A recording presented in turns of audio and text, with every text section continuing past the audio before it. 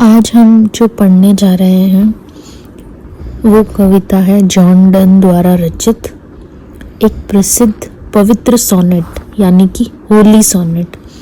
इसमें कवि ईश्वर से प्रार्थना करता है कि वह उसे आध्यात्मिक रूप से शुद्ध करने के लिए बल का प्रयोग करे। तो चलिए शुरू करते हैं line to line explanation of this poem holy sonnet Better my heart. First, better my heart, 3% God for you.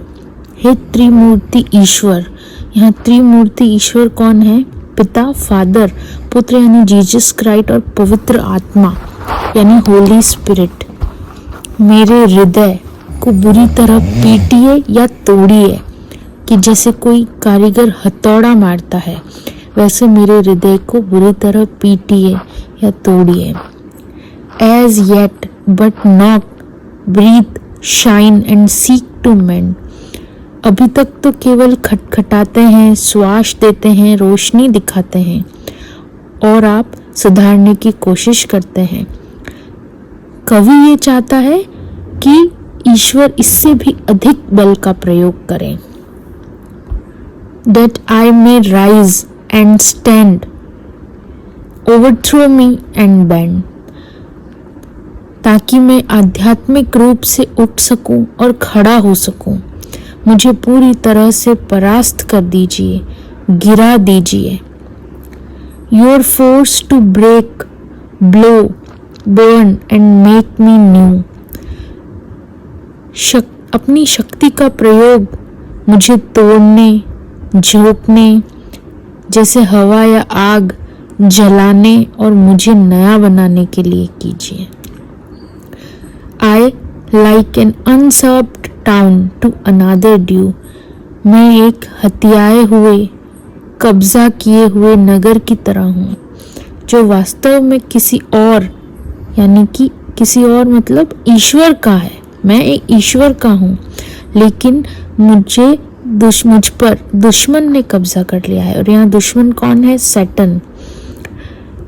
Labour to admit you but oh to no and.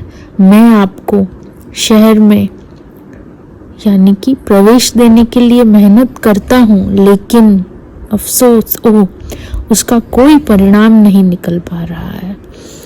Reason your viceroy in me should defend. तर्क विवेक जो मुझ में आपका प्रतिनिधि है, प्रतिनिधि यानी वाइस राय है, इसे मेरी रक्षा करनी चाहिए। But is captivated and proves weak और अनट्रू।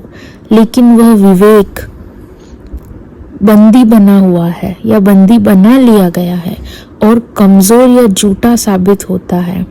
वह दुश्मन के खिलाफ मेरी मदद नहीं कर पाता। Yet dearly I love you and would be loved fain. फिर भी मैं आपसे बहुत प्रेम करता हूँ और बड़ी इच्छा से आपका प्यार पाना चाहता हूँ। But I am betrothed unto your enemy.